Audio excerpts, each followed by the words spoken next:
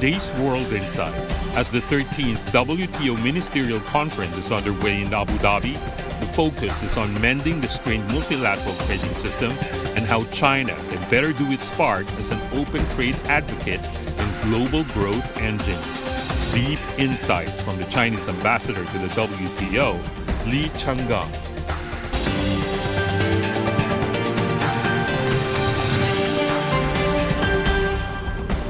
From Abu Dhabi, I'm Tian. Hello and welcome to Trade for People and Planet World Insight Special Edition on the ongoing MC13, WTO's 13th Ministerial Conference. Trade ministers from across the world attend to review the functioning of multilateral trading system and to take action on the future work of the WTO. The conference is chaired by the UAE's Minister of State for Foreign Trade. There are a list of crucial issues to work on in a world where fragmentation has become one of the biggest challenges for all of us. WTO Director General Ngozi Okonjo-Iweala outlined this important agenda at the opening ceremony on Monday. Here at MC13, the WTO is welcoming its first new members in almost 8 years, Timor-Leste and Comoros. We celebrate the hard work they have put in and the beneficial but challenging reforms they have implemented at home. Some additional good news is that the number of acceptances of the Fisheries Subsidies Agreement will reach 70 this week. That's the Director General of World Trade Organization. So what makes a successful MC13? What are people's expectations? Amid fragmentation, what can this world's most important international trade mechanism do to bring consensus and hope? What is the role that China plays in working with others to deliver?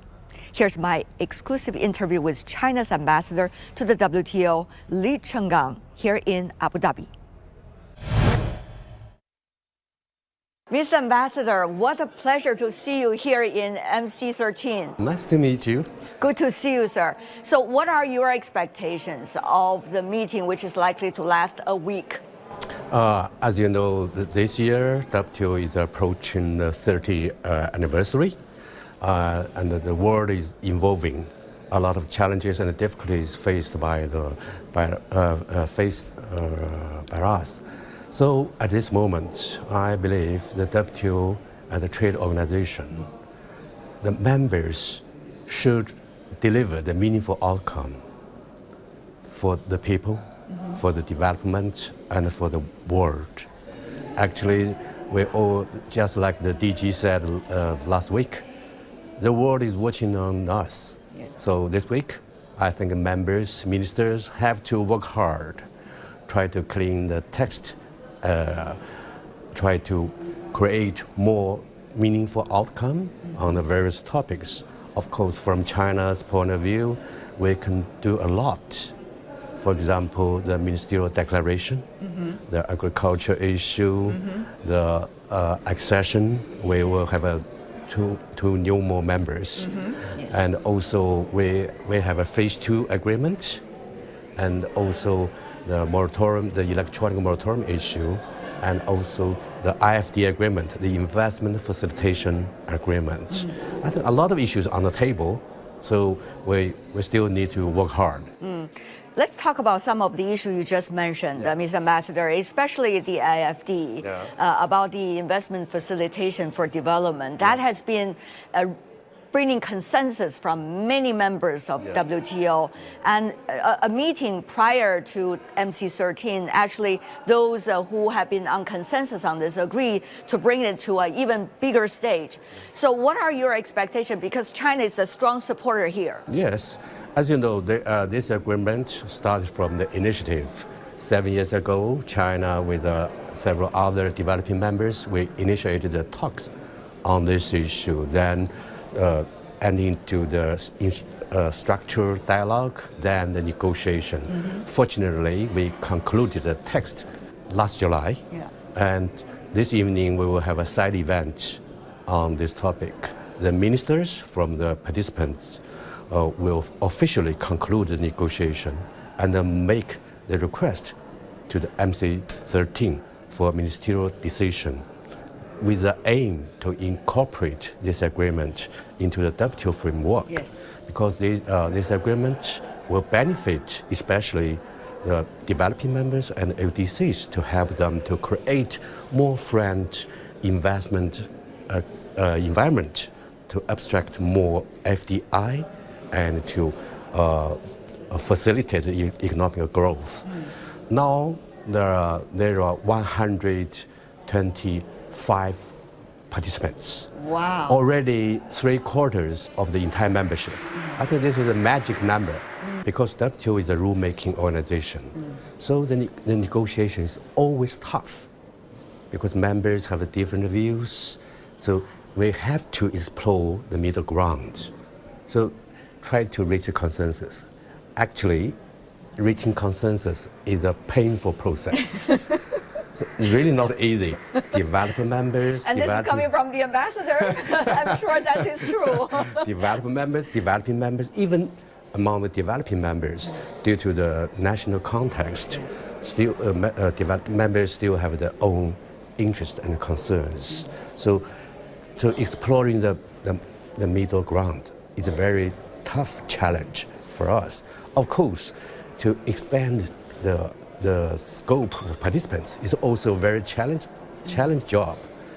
During the past two years, China, of course, work with other members. We like whom? Developing members, EU, Australia, and etc., and also a lot of developing members, Chile, and also Brazil, and a lot of developing members. We conducted a lot of reach out to briefing the agreement, share our views, what's the value of this agreement. Right. Yeah, to convince other members to join us. That's why now we have a big number of the participants. I think this is the biggest number for the so-called JSI, Joint Statement Initiative approach. So, For this time. yeah. So what is likely to happen when they finally agree that the agreement will be bringing into the WTO framework? If we can successfully incorporate this agreement into the WTO framework, I think it will create a history. For example, this agreement just initiated 7 years ago. Yes. But in WTO, to negotiate an agreement, 7 years means nothing. It will be the shortest time for agreement. So likely to making history. Yeah, it will create another room for members to think about how should we do the WTO work better to help the members. So we have more room to work for the people. Of course, it will also give members a lot of thinking.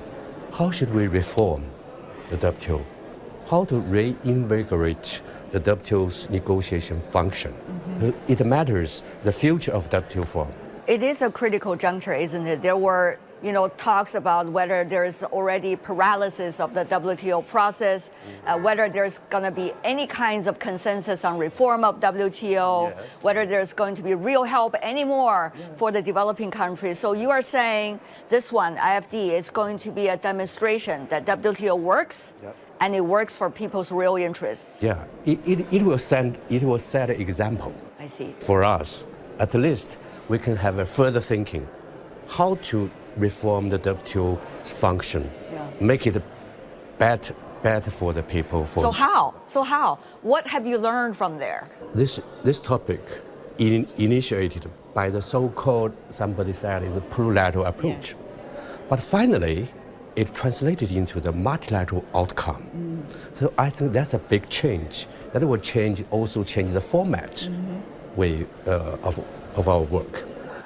For example, the efficiency of WTO. Of course. Yeah. Of course, there were, if you read the press, I did a little bit before I jumped to you and do this interview. There were people saying, oh, it's not going to be the way to do it. Why do they do that from plural and then to multilateral? Yeah. It's not the practice of WTO before. Why should it be now? During the past decades, almost 30 years, the WTO has never delivered a real multilateral agreement, even a plurilateral agreement. If we can deliver this agreement, just use 7 years, why we should do it? China, as earlier, organized the China Roundtable. So tell us more about what happened this time at the China Roundtable. 2011, China and the WTO Secretariat jointly established a China LDCs and accession program. I see. China Roundtable is one of the 5 pillars under this program.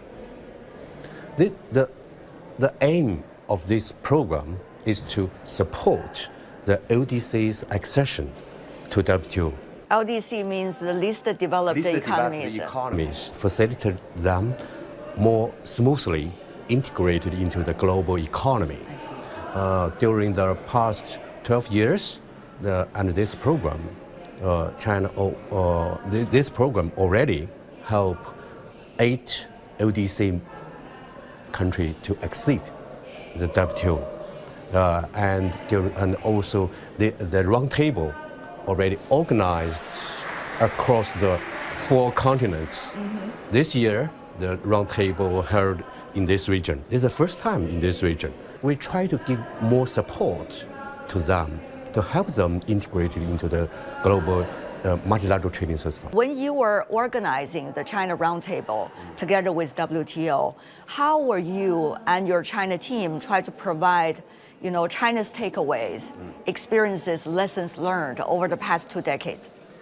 Yeah, the accession to WTO for the acceding members means a lot. Actually, the acceding process is a painful process. It's another painful process. Yeah, a lot of discussions, negotiations, trade-off. China's accession to WTO actually is a milestone for the opening up process. During the past 2 decades, China's trade has increased 11 times. We are now the main trading partners of 140 countries and regions, and also we are the largest trading country in goods. While China has made a big progress, we also create more opportunities for the rest of the world. China now has a large volume of the import from all over the world. For example, now the 10% of the LDC's export, the destination is China. I see. Yeah, so we provide a huge market to others, let others to enjoy our development. So China has learned how to do it mutually beneficial. Yes. I see. But others say, oh, well, China's success today has a lot to do with China's entry into the WTO, and without this, China would be nowhere today. And as a result, China has been benefited too much. It's not fair for the others. What would you say? I don't think this saying is a fair assessment. Actually, of course, we benefit from the accession to WTO, we benefit from the globalization. Yes. But we also create a lot of opportunities for the rest of the world. It's not just one win, one loss. Actually, it's a win-win situation. So if you carefully calculate how much money gained by the others, it will be a very big number.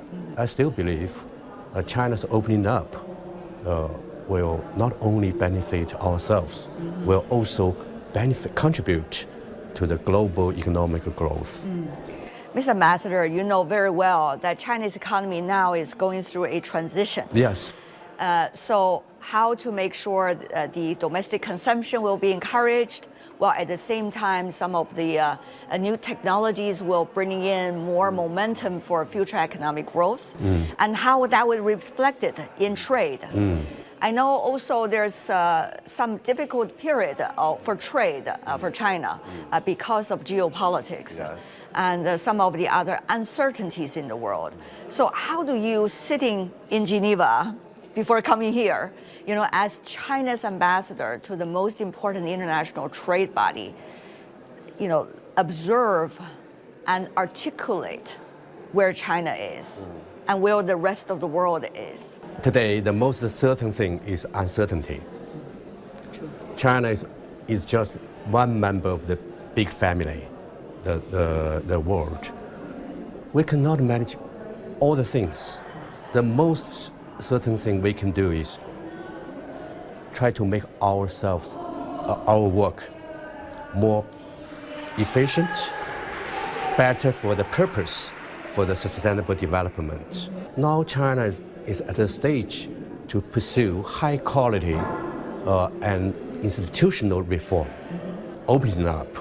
I think WTO is a platform to further facilitate China's institutional reform, because the WTO is a rule-based organization, and now we are also discussing, negotiating some new rules, like the e-commerce, like the IFD, the investment facilitation. If China, fisheries, agriculture, if China continually, closely follow the rules, the multilateral rules, I think we could get more support from the outside, from the multilateral trading system, to strengthen our institutional reform and opening up. I think finally it will, for sure, will benefit ourselves. Of course, it will also benefit the rest of the world.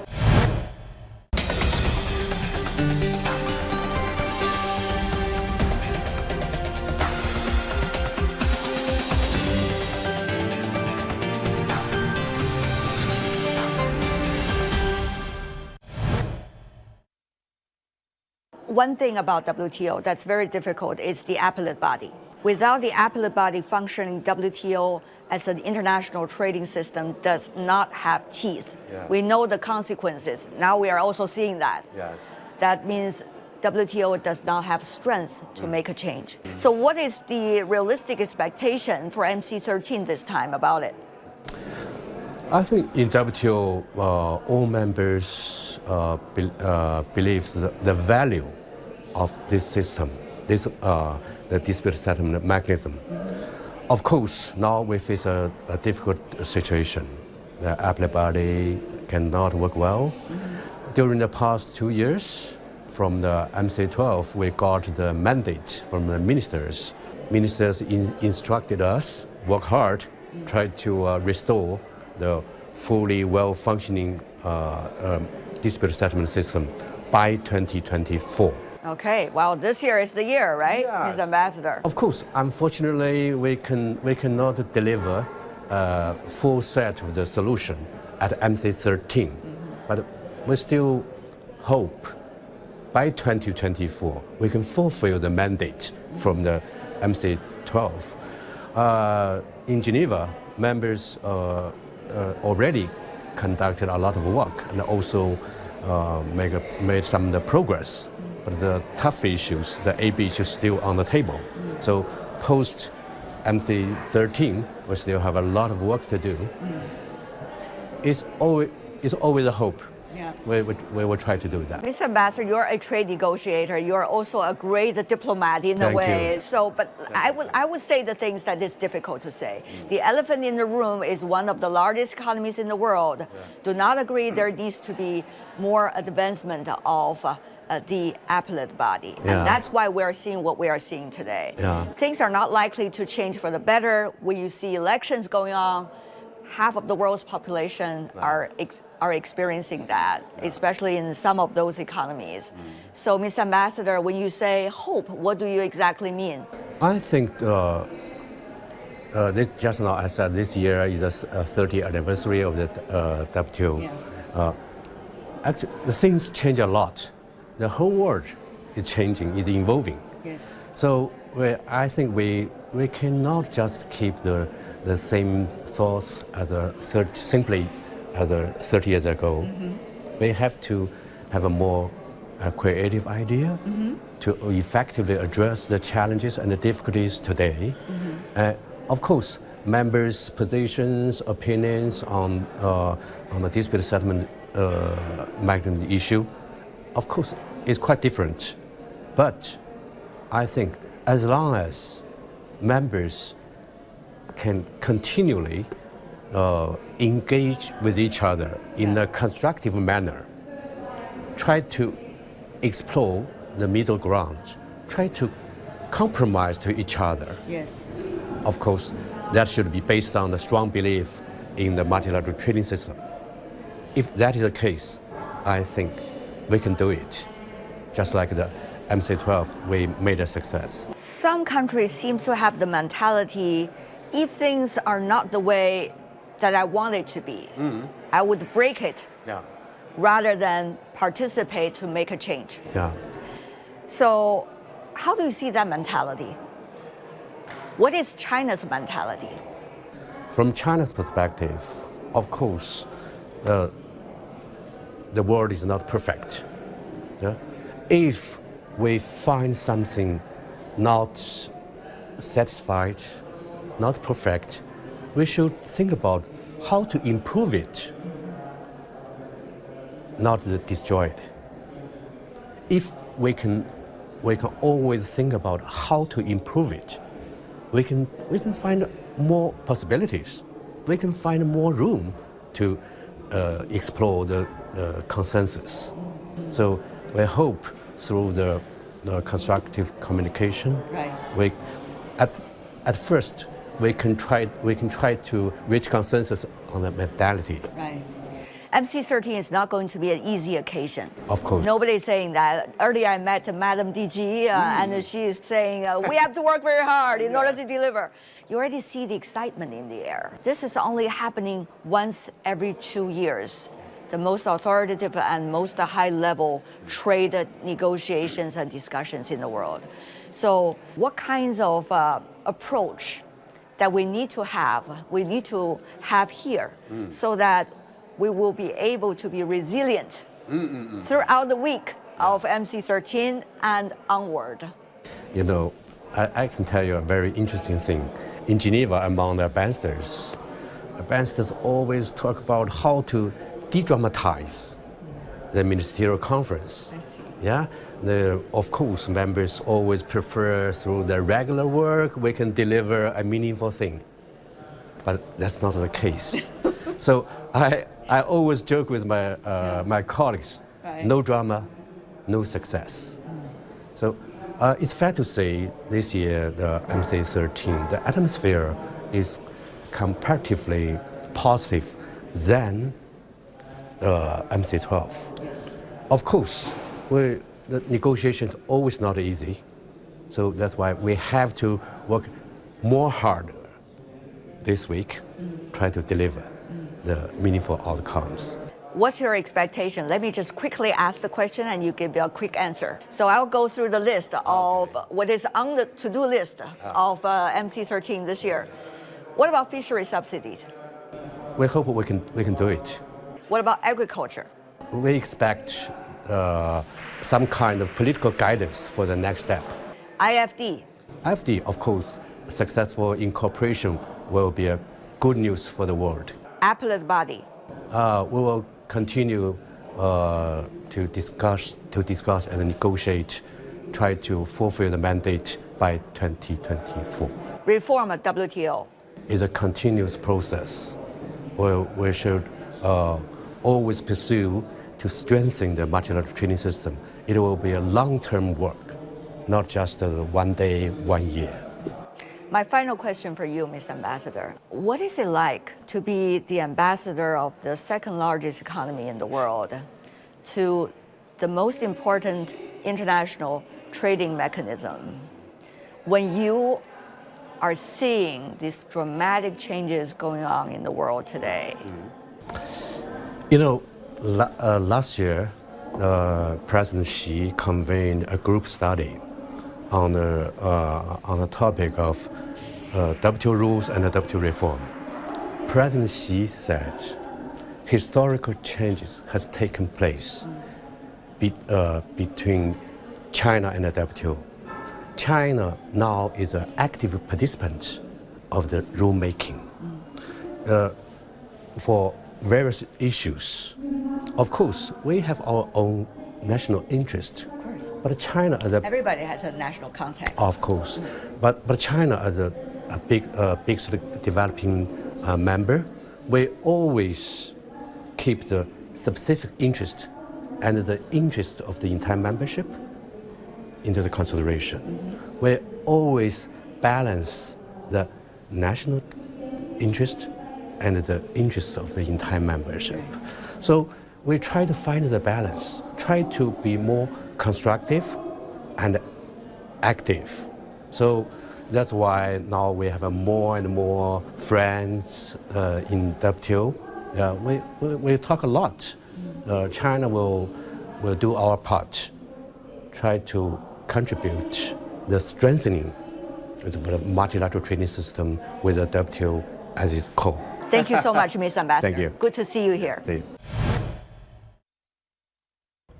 And that's my exclusive interview with Ambassador Li Chenggang, China's ambassador to the WTO at the ongoing MC13 here in Abu Dhabi. And that's all the time we have for today. If you'd like to know more, search World Insight or check out our YouTube channel. You can also follow us on X and Facebook. Here's our special program, Trade for People and the Planet. I'm going to see you tomorrow with continuous coverage of the ongoing MC13, the WTO Ministerial Conference here in Abu Dhabi. On behalf of my teams here in Abu Dhabi and also in Beijing, thanks for watching. Bye for now.